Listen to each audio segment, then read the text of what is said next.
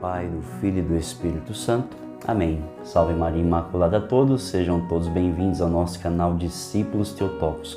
Quero acolher você que está chegando agora no nosso canal, principalmente no nosso Retiro Quaresmal. Seja muito bem-vindo, seja muito bem-vinda. Convido você a tomar em mãos a Sagrada Escritura no livro do Êxodo, capítulo 2, versículos do 1 ao 10. E a palavra de Deus diz assim: Um homem da casa de Levi tinha tomado por mulher uma filha de Levi, que ficou em breve grávida e deu à luz um filho. Vendo que era formoso, escondeu durante 3 meses. Mas, não podendo guardá-lo oculto por mais tempo, tomou uma cesta de junco, untou-a de betume e pés, colocou dentro o menino e depô-la à beira do rio, no meio dos caniços. A irmã do menino colocara-se a alguma distância para ver o que lhe havia de acontecer. Ora, a filha do faraó desceu ao rio para se banhar, enquanto suas criadas passeavam à beira do rio. Ela viu a cesta no meio dos juncos e mandou uma de suas criadas buscá-la. Abriu-a e viu dentro um menino que chorava. Compadeceu-se. É um filho dos hebreus, disse ela. Veio então a irmã do menino e disse à filha do faraó: Queres que vá procurar entre as mulheres dos hebreus uma ama de leite para amamentar o menino? Sim, disse a filha do faraó. E a moça correu a buscar a mãe do menino. Toma este menino, disse a filha do faraó, amamenta-o, dar-te-ei o teu salário. A mulher tomou o menino e o amamentou. Quando o menino cresceu, ela o conduziu à filha do faraó, que o adotou como seu filho, e deu-lhe o nome de Moisés, porque, disse ela, eu o salvei das águas. Palavra do Senhor, graças a Deus. Antes de nós mergulharmos nessa palavra que acabou de ser proclamada, essa palavra que você acabou de ouvir, eu quero trazer para você uma passagem do livro do profeta Isaías, do capítulo 37, versículos 18 e 19, que diz assim: Vi sua conduta, disse o Senhor, e o curarei. Vou guiá-lo e consolá-lo. Vou fazer assomar aos lábios dos aflitos a ação de graças. Paz, paz àquele que está longe e àquele que está perto. Palavra do Senhor, graças a Deus. Caríssimos irmãos e irmãs, chegamos na metade do nosso retiro quaresmal, saindo da terra da escravidão rumo à terra prometida.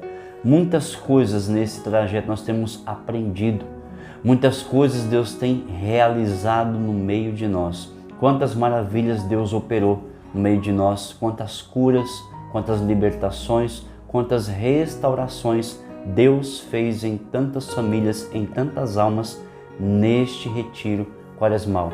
Mas meu irmão e minha irmã, diante daquilo que nós acabamos de ler, diante daquilo que nós acabamos de ouvir, diante desta palavra que foi proclamada, chegou o dia de nós fazermos memória de onde nós saímos e de como Deus tem cuidado de nós. Você já parou para pensar onde você nasceu? Parece uma pergunta boa, mas ainda existem pessoas que não sabem onde nasceram. Ainda existem pessoas que não conhecem a sua infância, não conhecem a sua história de vida, né? Então hoje chegou o dia de nós fazermos memória de onde nós saímos, ou seja, de onde nós viemos para estar aqui hoje.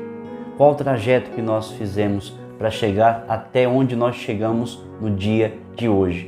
E assim como nós vemos na história de Moisés, nós vemos como a providência divina agiu na vida de Moisés, na história de Moisés, assim também a providência divina agiu e age na sua vida e na minha vida.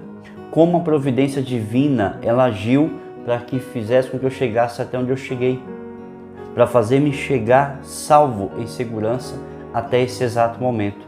E aqui eu convido você a fazer uma viagem de volta para de onde você nasceu, o lugar que você veio. Se você lembra, coloca aqui embaixo nos comentários qual lugar que você nasceu, qual a cidade que você nasceu, qual o estado em que você nasceu, onde você começou a sua história de vida. Talvez você more num estado no qual você mal tenha vivido, mal tenha convivido, está há pouco tempo.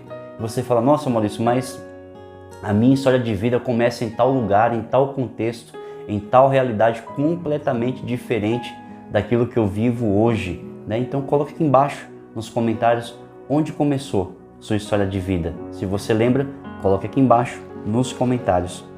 E por que que Deus agiu dessa forma na vida de Moisés? Por que que Deus entrou com tanta providência na vida de Moisés? Porque ele foi um escolhido por Deus, assim como você e eu somos escolhidos por Deus. Nós não somos pessoas avulsas na multidão, não somos pessoas qualquer assim soltas no mundo, não. Nós somos escolhidos por Deus. Há um propósito de Deus na minha e na sua vida. Há uma ação de Deus na sua e na minha vida. Há um sonho de Deus, um projeto de Deus para a sua história de vida. Mas hoje Deus quer curar a nossa história. Hoje, de um modo particular, nós queremos pedir que Deus venha curando a nossa história. E por que eu digo isso? Muitas vezes nós não entendemos porque nós não damos certo. Não damos certo em tantos relacionamentos. Eu não nasci para dar certo. A gente não entende porque muita coisa não vai para frente. Porque lá atrás uma palavra de maldição foi liberada sobre a sua vida. Talvez lá atrás, no ventre da sua mãe, você havia sido rejeitado. Talvez lá atrás, na sua história de vida, você mesmo tenha feito um voto secreto. Nossa, Maurício, que palavra diferente, eu nunca ouvi falar isso. O que é um voto secreto? O que é um voto oculto? No momento de frustração, no momento de decepção, você libera na sua vida a seguinte frase: eu nunca vou dar certo na vida.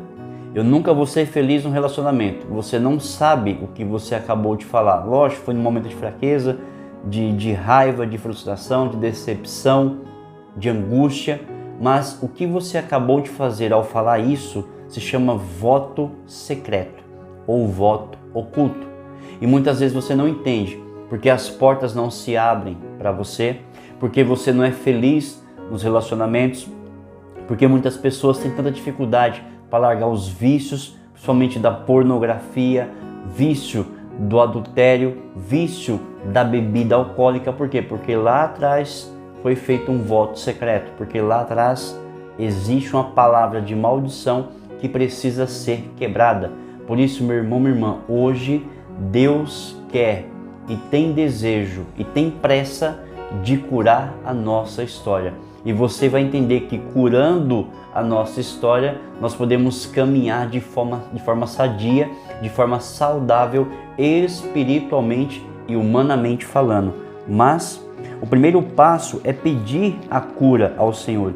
Deus é aquele que pode, não só pode, como quer curar a sua e a minha história. Deus é aquele que deseja curar não somente o seu coração, não somente curar a nossa alma, não somente curar os nossos sentimentos, mas curar a sua e a minha história. Por isso, o primeiro passo é pedir ao Senhor que cure a nossa história, porque Jesus é o Senhor do tempo e pode desatar as cadeias do passado que ainda nos prendem. Por meio do perdão e da cura, Jesus nos liberta dos males passados, presentes e futuros, porque Ele é o mesmo ontem, hoje e sempre. Aqui nós vemos o primeiro passo, que é pedir essa cura das gerações, é pedir a cura do Senhor sobre a minha história, que o Senhor venha curando a minha história, que o Senhor venha curando toda a minha trajetória de vida, desde a concepção do útero da minha mãe até o atual momento. Nós precisamos pedir: Senhor, cura a nossa história, visita, Senhor, desde a concepção do útero da minha mãe. Cura, Senhor, a minha história de vida. Vem curando o meu passado, vem curando o meu presente e curando o meu futuro, libertando-me no meu futuro. Nós precisamos pedir essa graça a Deus no dia de hoje. E mais do que pedir, nós vemos que já no primeiro estágio é necessário pedir perdão. Muitas vezes nós confessamos os nossos pecados. Senhor, eu fiz isso, mas você já pediu perdão pelas vezes que você amaldiçoou sua vida? Você já pediu perdão a Deus pelas vezes que você fez um voto secreto, que você fez um voto oculto, amarrando, a sua vida, a sua história? Nós precisamos liberar perdão, meu irmão, no dia de hoje. Deus quer curar a nossa história. E já nesse primeiro estágio, queremos pedir a Deus a graça de pedir perdão, de liberar perdão. Perceba que quando nós pedimos perdão, quando nós liberamos perdão, a primeira pessoa a ser curada somos nós. Que pedimos, somos nós que liberamos. Porque o perdão passa por mim até chegar no irmão que me feriu, que me magoou, né, que feriu a minha alma, o meu espírito, que me fez mal. Então, se o perdão passa primeiro por mim, ou seja, é através de mim que o perdão é liberado, a graça de Deus passa por mim e alcança o irmão. Ou seja, a primeira pessoa a ser curada, a ser liberta de toda a amarra de Satanás, todo o jugo hereditário, sou eu. É aquela que libera o perdão, é aquela que pede o perdão ao irmão. Então, a partir do momento que eu peço perdão, libero o perdão, eu sou a primeira pessoa a receber a graça da cura e libertação na minha vida. Em segundo lugar, devemos mergulhar na misericórdia divina. E mergulhar no oceano da misericórdia de Deus é o mesmo que, pela oração, lançar-se nos braços amorosos do Salvador. Podemos fazer isso, né, imaginando Jesus vivo, nos recebendo na nossa frente, nos acolhendo de braços abertos, pronto a nos receber. E então, com alegria e muita confiança, contar-lhe tudo que nos oprime. Por que eu digo isso? Porque, infelizmente, muitas pessoas negam a misericórdia de Deus. Perceba que quando Jesus fala que o único pecado que não tem perdão é o pecado contra o Espírito Santo, pecar contra o Espírito Santo é não aceitar, é não acolher a misericórdia de Deus na sua vida. É mais fácil você falar assim, mas fulano Deus perdoa, mas eu fiz tanta coisa que eu acho que Deus não me perdoa não. Veja como nós reduzimos a imensidão e a profundidade da misericórdia de Deus. Meu irmão, não existe pecado, grave isso no seu coração, não existe nenhum pecado na face da terra que Deus não seja capaz de perdoar, desde que haja um arrependimento sincero e um propósito de vida nova, ou seja, um propósito de mudança de vida. Mas o primeiro estágio de receber o perdão, a graça e a libertação de Deus é aceitar a misericórdia de Deus na sua vida.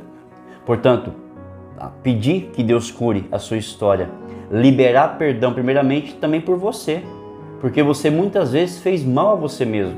A gente acusa o mal que os outros fazem a nós, mas quantas vezes você fez mal a você mesmo? Quantas vezes você se amaldiçoou? Quantas vezes você liberou palavra de maldição sobre a sua vida? Quantas vezes você determinou que você não consegue, que você não é capaz, que você não nasceu para dar certo, que você é uma pessoa que nasceu para viver infeliz e vai ser assim a vida inteira? Você precisa se perdoar pelas vezes que você se feriu emocionalmente, espiritualmente, pelas vezes que você se amaldiçoou. Você precisa liberar perdão sobre a sua vida.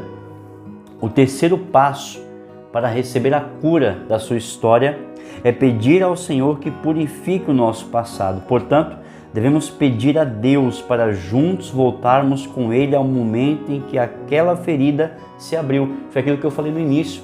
Pedir para Deus, Senhor, passeia comigo. Tem até aquela música, quando Jesus passear na minha vida, quero voltar aos lugares em que fiquei só. Quantas vezes na sua vida você se feriu, foi ferido, se magoou, foi magoado? Então nós queremos pedir nesse dia, Senhor, passeia comigo. Jesus, passeia comigo na minha vida. Volta comigo naquele momento em que eu liberei uma palavra de maldição. Senhor, volta comigo naquele momento em que meu pai e minha mãe me amaldiçoaram, em que meu pai e minha mãe me rejeitaram, em que minha mãe não aceitou aquela gravidez, em que naquele momento, Senhor, em que eu não fui desejado pela minha mãe. Senhor, volta comigo naquele momento e cura a minha história.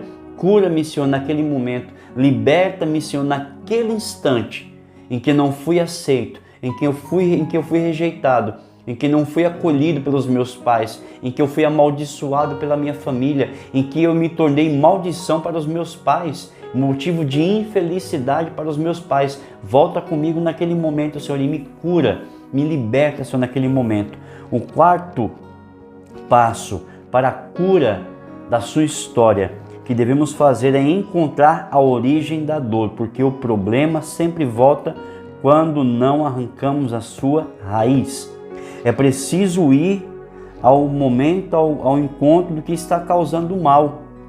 O que adoece o nosso coração e nos faz precisar de cura interior é o buraco afetivo que fica quando não somos amados ou recebemos um amor distorcido e doente. Lá naquela dor é onde o Senhor quer derramar o seu bálsamo de cura e de vida nova. Muitas vezes nós recebemos um amor falso, um amor fake, como muitas pessoas falam, e nós acabamos refletindo isso na nossa vida. Nós não conseguimos amar porque não fomos amados. Nós não conseguimos abraçar porque nunca tivemos isso. Quantas pessoas, talvez hoje você vai lembrar disso, dessa situação.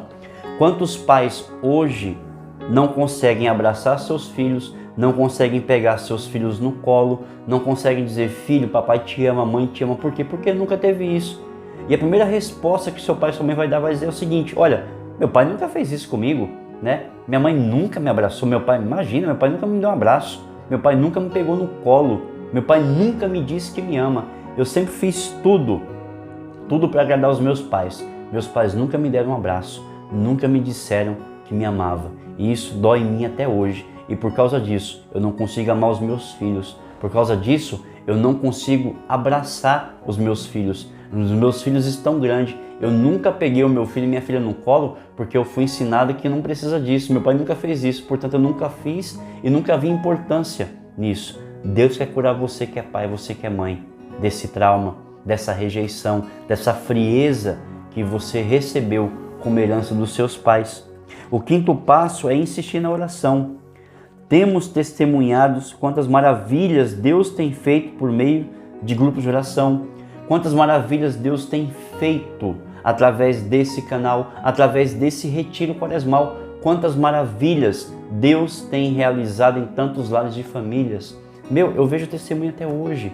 Quantos testemunhos chegam para mim, né, desse retiro, dessas meditações, desses momentos de oração, e Deus ele quer que você persista na oração, porque São Padre Pio já nos ensinava que a oração é a chave que abre o coração de Deus.